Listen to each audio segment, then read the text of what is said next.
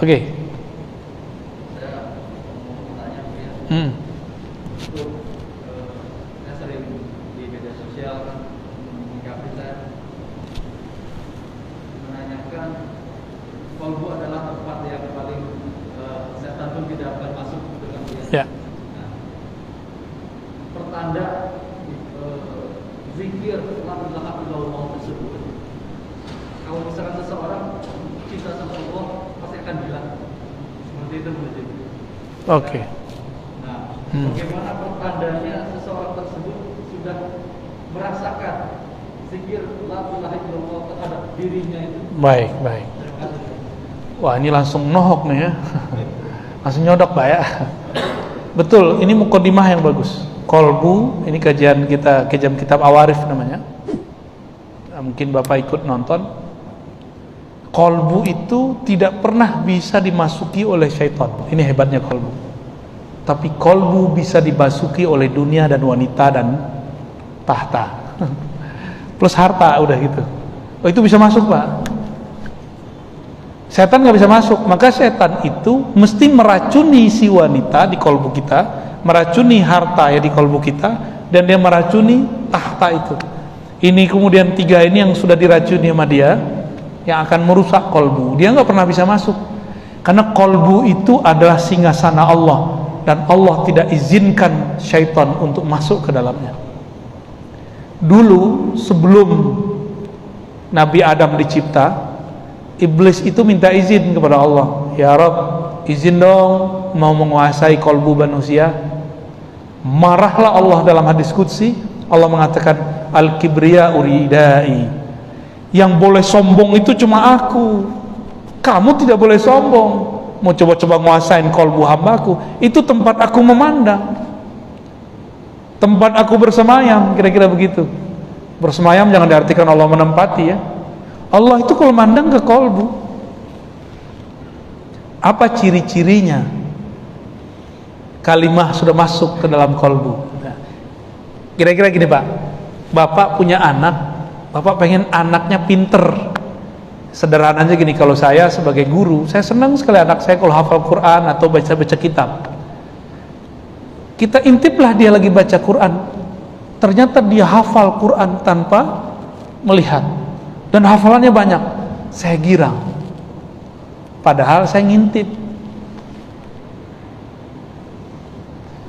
Atau Bapak ini senang seorang perempuan, kan sekarang ada aplikasi cara melihat orang yang mengunjungi akunmu.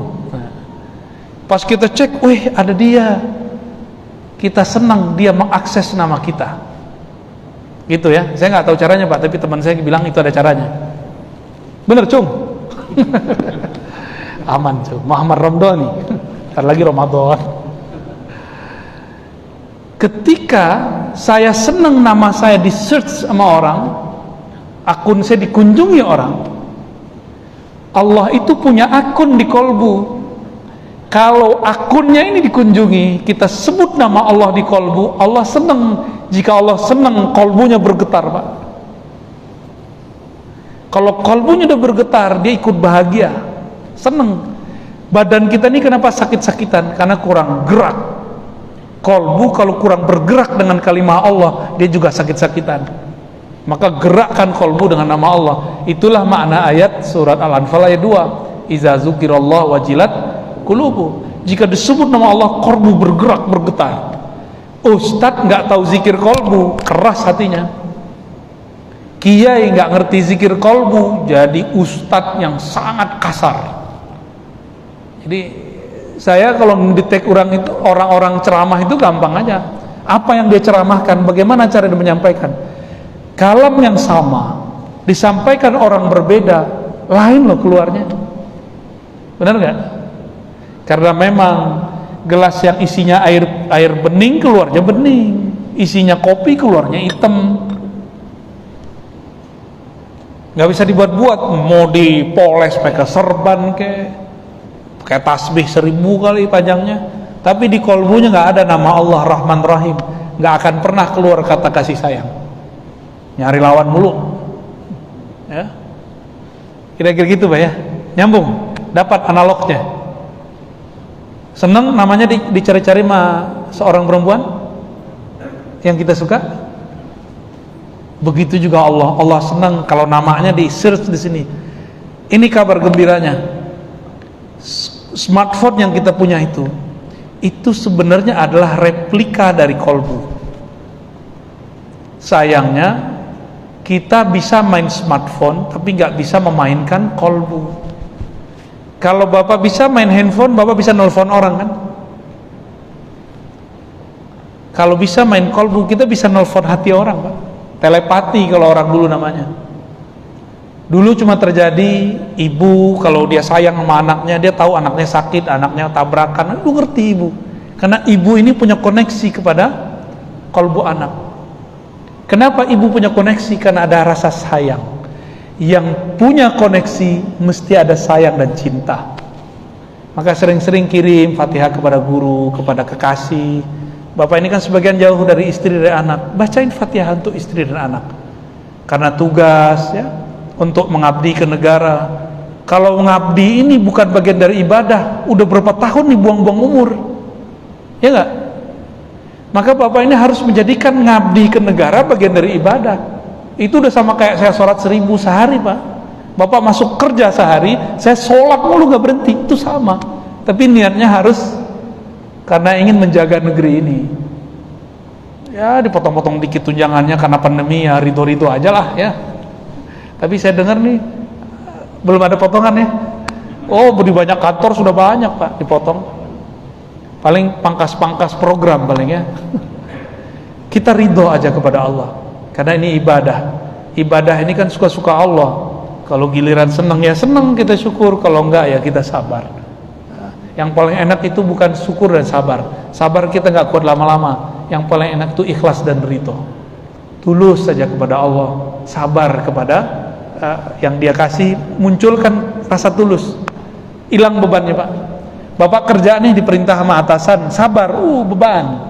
Tapi kalau tulus saya terima dengan kondisi saya hari ini, langsung kerjanya bahagia itu.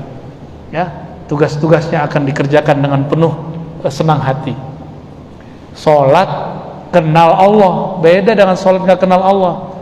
Seperti Bapak ini dulu mau ketemuan dengan cewek cantik, karena udah kenal dia, janjian, semangat, apa aja disiapin. Kalau perlu datang sebelum jamnya. Udah datang, dia telat 5 menit, rasanya 5 jam. Kamu kok lama sih gitu ya? Karena menunggu itu memang gak enak, Pak ya. Coba dulu masa-masa naik angkot, masih ingat gak? Naik angkot samping kita udah jual, baunya bau minyak orang tua tuh ya. Jorok, makan lagi di samping kita. 5 menit di atas angkot, rasanya kayak 5 jam. Sama. Maka rasa di dalam itu bergantung kepada cinta. Bapak ini sudah lama bekerja, kalau cinta pasti rasanya sebentar. Kalau enggak ya pengen keluar mulu bawaannya. Ya bener ya? Pengen keluar enggak? Baik, kira-kira itu yang dapat saya sampaikan. Semoga ini bermanfaat. Ini terima kasih nih udah disediain. Enak, Pak. Semoga pengurus diberkahi oleh Allah, yang hadir dapat ridha Allah Subhanahu wa taala, negeri ini tambah makmur, negeri ini tambah diridhai Allah, keamanan Allah beri untuk negeri ini dan yang mengurusi negeri ini dan rakyatnya semua. Mari kita bacakan surat Al-Fatihah. A'udzubillahi bismillah. Ya, suratul Al-Fatihah.